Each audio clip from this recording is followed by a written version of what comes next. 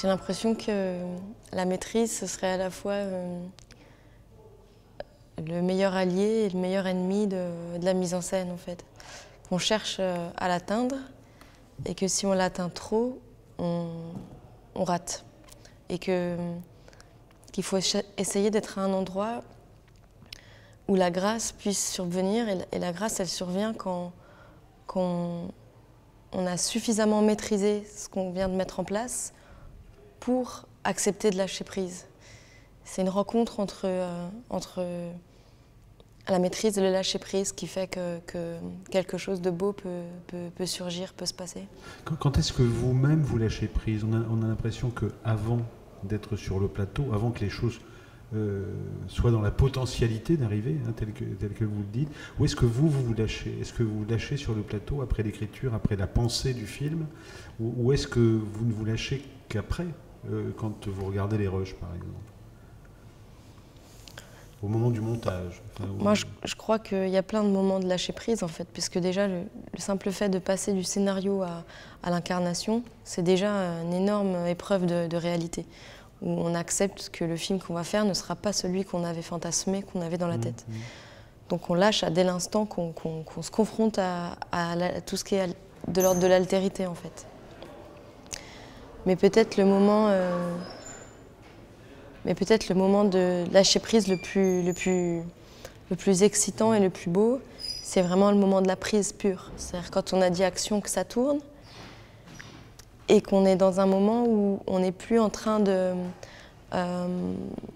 rien faire, en fait. Ce qui est assez fou, c'est que le cinéaste, le réalisateur, c'est celui qui fait tout, mais au moment où la prise démarre, c'est le seul qui ne fait rien. Tout le monde est en train de travailler, sauf lui. Il n'est plus qu'un regard et des yeux et des oreilles, en fait. Et c'est ce moment-là où, tout d'un coup, on est face à quelque chose qu'on ne maîtrise pas du tout. Si je vous dis le mot fluidité, qu'est-ce qu'il évoque pour vous et à quoi vous renvoie-t-il? La fluidité, je l'opposerais à l'ennui, en fait. Je sais que je suis assez obsédée par l'idée que quelque chose glisse, coule, et en tout cas qu'il y ait un rythme propre au film qui soit de l'ordre du souffle, en fait. Je me suis toujours dit, Suzanne, il faut que ce soit un seul souffle. D'autant que c'est un film qui se passe sur 25 ans, on pourrait quand même être un peu essoufflé, et voilà, du coup la force, c'est si le film est un souffle. Et parfois, là aussi, je me dis que c'est dangereux parce que je me rends compte souvent que j'ai peur d'ennuyer les gens. Et je suis très, très admirative parfois de cinéastes. Je pense à La vie d'Adèle parce que je l'ai vu il n'y a pas longtemps et que j'ai adoré ce film. Je me dis, à plein de moments, je me dis, comment il ose, quoi, comment il ose aller si loin, rester si longtemps, passer tellement de temps avec son sujet, son personnage, ses plans. J'aurais tellement peur d'emmerder les gens. Je trouve que c'est une force magnifique, en fait, d'éclater d'éclater la fluidité aussi. Voilà. J'ai beaucoup discuté avec Suzanne et c'est elle qui a préféré que ce soit moi qui vous en parle. Votre fille est enceinte. Et pourquoi tu l'as gardée? Parce que j'en avais envie.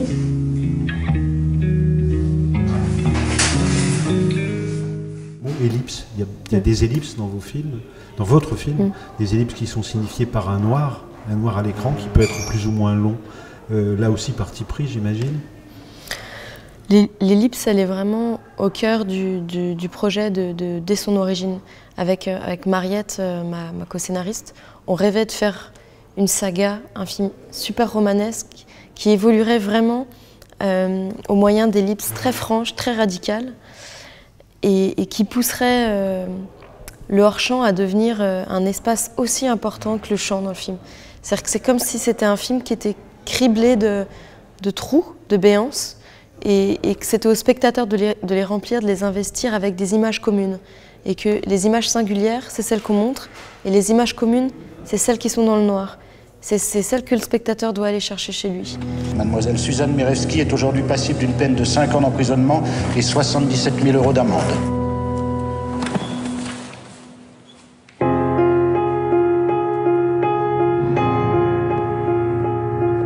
Mademoiselle Merevski, avez-vous quelque chose à ajouter? Tradition de terminer ces rencontres de Sarlat avec une citation de Camus, pour le coup, La mort heureuse, et ceci, et puis donnez-moi votre réaction si vous voulez bien. Il avait été contraint d'arrêter ses études et de travailler. Jusqu'à la mort de sa mère, il avait continué à lire et à réfléchir. Et pendant 10 ans, la malade supporta cette vie. Ce martyre avait tant duré que ceux qui l'entouraient prirent l'habitude de sa maladie et oublièrent qu'atteinte gravement, elle pouvait succomber. Elle mourut un jour.